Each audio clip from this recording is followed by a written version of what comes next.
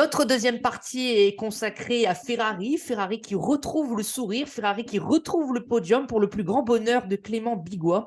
Et oui, Ferrari qui a été compétitif tout le long du week-end avec la pole de Charles Leclerc vendredi soir pour le dimanche, la pole le samedi matin de Charles Leclerc pour la course sprint samedi après-midi, et puis Charles Leclerc qui a fini sur le podium du Grand Prix hier.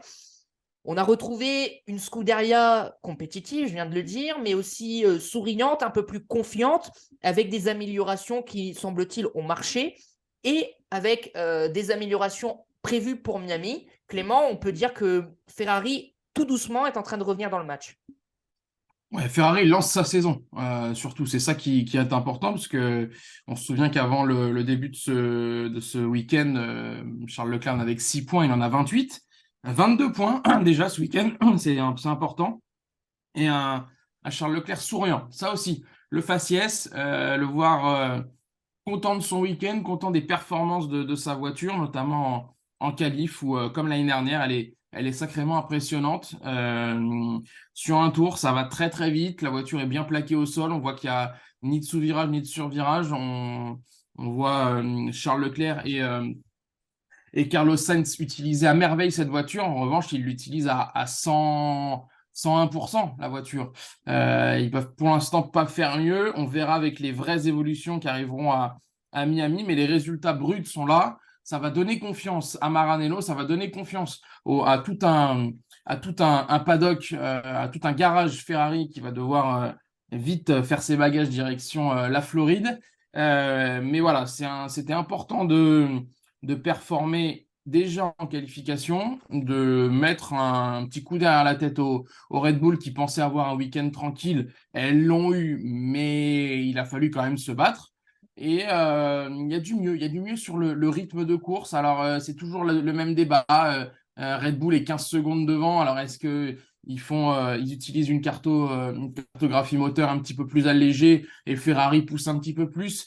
C'est compliqué de savoir. Christian Horner a fait du Christian Horner avec des mots élogieux envers Ferrari également. Il parlait du rythme. Bon, les spécialistes comme Franck Montagny et Jean Alesi ont dit que c'était un petit peu de bluff. Tout ça, c'est compliqué de savoir. En tout cas, on a vu chez Frédéric Vasseur de la confiance, de la satisfaction du travail bien fait.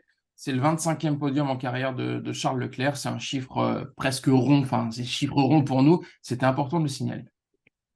Après, c'est toujours, et tu l'as un peu dit dans tes propos, malheureusement, pour l'instant, Ferrari reste fidèle à sa conception, c'est-à-dire que sur un tour en mode qualif, c'est très performant, ça vise la pole et ça l'a. Mais en course, il y a encore cet écart, ce grand écart Ouais, avec Red Bull.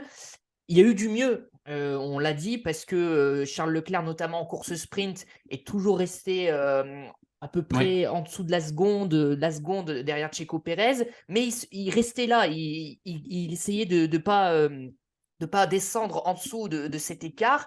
Maintenant, il va falloir à Miami essayer de réduire cet écart et augmenter la performance. Est-ce que plutôt on peut attendre cette réduction en Émilie-Romagne, ou alors tu penses que déjà à Miami, ils peuvent combler ce déficit?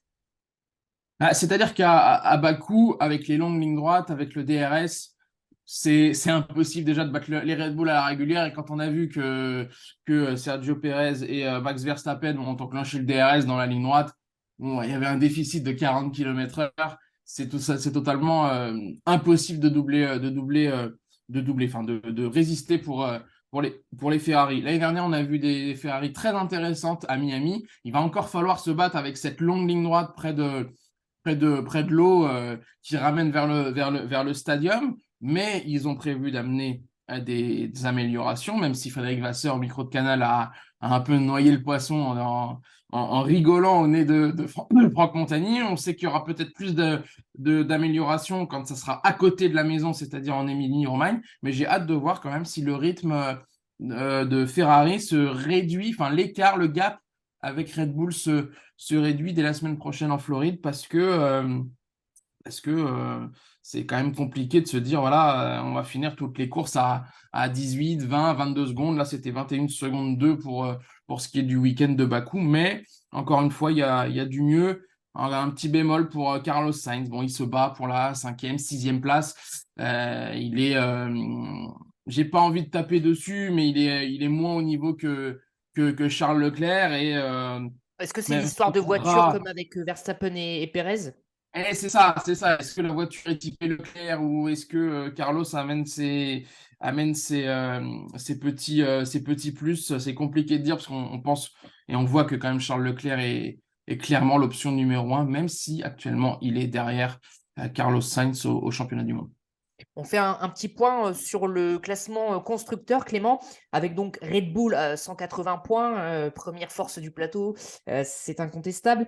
Aston Martin qui reste à l'issue de ce week-end deuxième force du plateau avec 87 points. Mercedes à 11 points, donc la troisième force avec 76 points. Et puis Ferrari, quatrième force du plateau, 62 points, 14 points d'écart sur Mercedes, 25 sur Aston Martin. C'est pas non plus la montagne, c'est pas non plus un très grand écart. Donc, c'est en mesure de se battre pour la deuxième place, encore une fois. On n'est qu'au début de la saison, mais Oui. Ferrari a rattrapé son retard ce week-end. Oui, et je trouve que Mercedes a un peu reculé. Je les vois pas. Je les ai pas vus très réjouissants ce week-end, même si Lewis Hamilton se contentait de petites placettes. George Russell sera mon flop du week-end. Ça me fait mal, hein, ça me fait mal de le faire, je dois l'avouer. Mister Consistency. Mais non, non, non, il y a pas du tout d'inquiétude à avoir. Il semble avoir retrouvé Ferrari les petits soucis de fiabilité, même si on va le répéter au fil des week-ends, mais ça peut. La- les soucis peuvent taper à la porte de n'importe quelle équipe, n'importe quand. On l'a vu encore avec Alpine. Donc, si Ferrari a trouvé la clé, tant mieux pour eux. Et il serait peut-être pas impossible de les voir devant Mercedes au classement constructeur à la fin du week-end prochain. Week-end donc très encourageant pour Ferrari qui a retrouvé la performance, qui a retrouvé le sourire et le podium, et ce qui conclut notre deuxième partie.